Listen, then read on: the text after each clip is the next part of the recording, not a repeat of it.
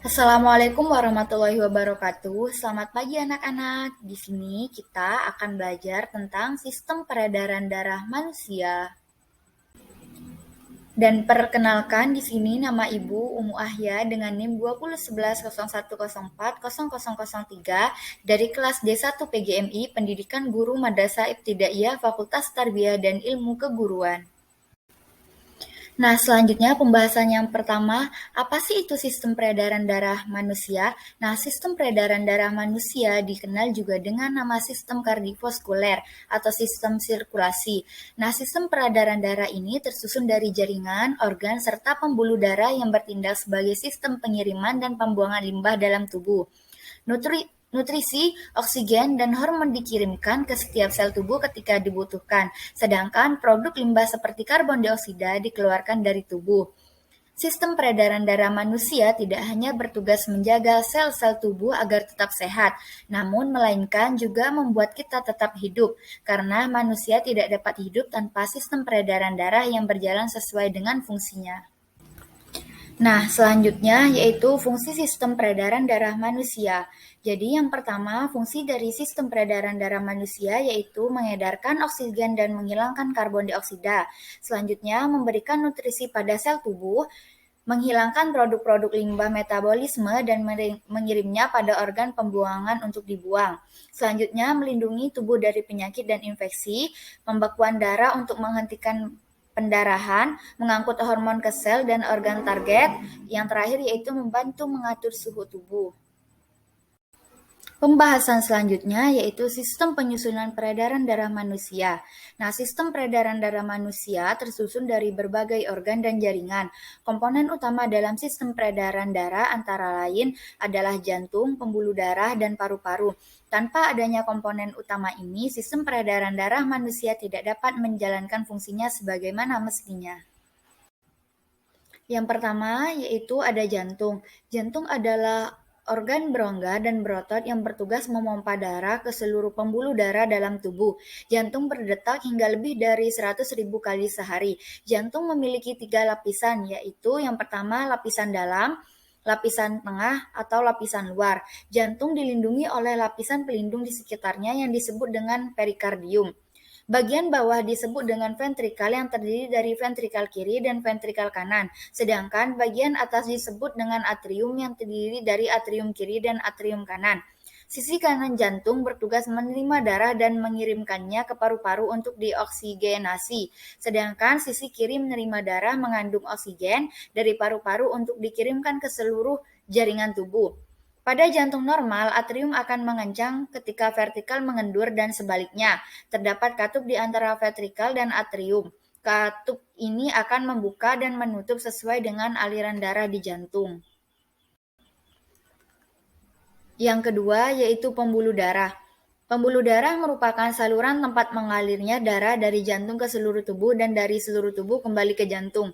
Pembuluh darah terdiri atas dua jenis, yaitu pembuluh darah nadi dan pembuluh darah balik. Pembuluh darah nadi disebut arteri, sedangkan pembuluh darah balik disebut vena. Pembuluh nadi atau arteri yaitu pembuluh yang membawa darah yang kaya akan oksigen keluar dari jantung ke seluruh tubuh. Pembuluh nadi yang paling besar disebut aorta. Pembuluh balik yaitu pembuluh darah yang membawa darah yang kaya akan karbon dioksida dari seluruh tubuh menuju jantung. Pembuluh nadi dan pembuluh balik bercabang-cabang. Ujung cabang pembuluh terkecil disebut pembuluh kapiler, sedangkan pembuluh kapiler ini sangat halus, berdinding tipis, dan berpori. Dalam pembuluh kapiler ini terdiri pertukaran dua zat, yaitu antara oksigen dan karbon dioksida. Panjang seluruh pembuluh darah manusia, jika dihubungkan dari satu ujung ke ujung yang lain, dapat mencapai sekitar 160.000 km. Yang ketiga yaitu paru-paru. Paru-paru juga memiliki peranan yang sangat penting dalam proses peredaran darah. Dalam proses peredaran darah ini, paru-paru berperan sebagai penyuplai oksigen ke dalam darah. Darah yang telah diedarkan ke seluruh tubuh tidak lagi mengandung oksigen. Nah, akan tetapi banyak mengandung karbon dioksida. Setelah kembali ke jantung, darah yang akan mengandung karbon dioksida tersebut dipompa ke dalam paru-paru. Selanjutnya, karbon dioksida diambil dan diganti dengan oksigen melalui proses pernapasan. Paru-paru ini terdiri atas ribuan tabung bercabang. Tabung bercabang yang jumlahnya ribuan semakin ke ujung semakin mengecil. Pada ujung yang mengecil terdapat kantong udara. Kantong udara tersebut dinamakan alveoli. Masing-masing alveoli ini memiliki jaringan halus kapiler. Pada jaringan halus kapiler inilah terdapat terjadinya pertukaran oksigen dan karbon dioksida. Pembahasan selanjutnya yaitu proses peredaran darah manusia. Mengalirnya darah di dalam tubuh disebut sistem peredaran darah. Sistem peredaran darah dalam tubuh ada dua, yaitu peredaran darah besar dan peredaran darah kecil. Yang pertama yaitu peredaran darah besar. Peredaran darah besar dikenal juga dengan nama peredaran darah sistemik. Peredaran darah besar bermula ketika bilik kiri jantung memompa darah yang mengandung oksigen dan nutrisi melalui aorta ke seluruh tubuh. Jika kadar oksigen dalam darah sudah rendah atau hanya tersisa karbon dioksida, maka darah akan terkumpul di pembuluh darah. Kemudian masuk ke serambi kanan jantung dan masuk ke bilik kanan jantung. Pada sistem peredaran darah besar ada dua pembuluh darah yang bekerja. Yang pertama yaitu vena.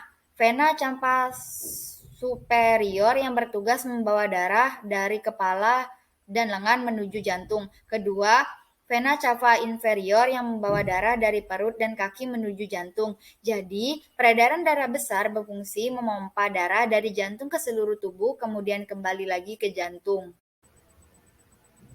Yang kedua yaitu peredaran darah kecil. Peredaran darah kecil sering juga disebut dengan peredaran darah pulmonal. Sistem peredaran darah kecil ini bermula saat darah di bilik kanan jantung yang rendah oksigen dipompa oleh arteri pulmonalis menuju paru-paru. Arteri pulmonalis adalah pembuluh darah yang bertugas membawa darah ke paru-paru. Pada sistem peredaran darah kecil ini, karbon dioksida yang ada dalam darah dilepaskan ke saluran paru dan akan keluar saat membuang nafas. Saat mengeluarkan karbon dioksida, kita akan menghirup oksigen baru yang akan masuk ke aliran darah. Kemudian mengalir melalui vena, paru-paru, dan serambi kiri jantung menuju bilik kiri jantung dan memulai kembali sistem peredaran darah besar. Jadi peredaran darah kecil ini berfungsi mengalirkan darah dari jantung ke paru-paru, lalu kembali lagi ke jantung. Nah, jadi itu penjelasan dari Ibu tentang sistem peredaran darah manusia. Mungkin sekian. Terima kasih. Wassalamualaikum warahmatullahi wabarakatuh.